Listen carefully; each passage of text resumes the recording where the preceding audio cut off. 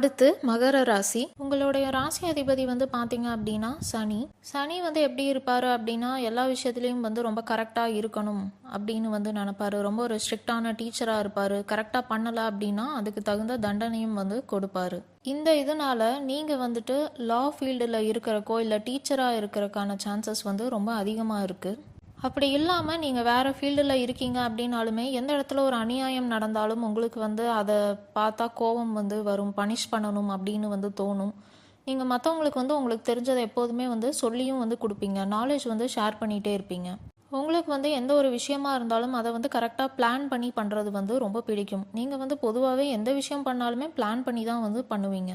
நீங்கள் வந்து ஹெச்ஆர் ப்ரொஃபஷனில் இருக்கிறக்கோ இல்லை ஒரு அக்கௌண்டண்ட்டாக இருக்கீங்க, எந்த விஷயம்னாலும் பிளான் பண்ணி பண்ணுறது, உங்கள் கண்ட்ரோலில் எடுத்து ஒரு ஆர்கனைஸ் பண்ணுறது, இந்த மாதிரி எல்லாம் உங்களுக்கு ரொம்ப பிடிக்கும்.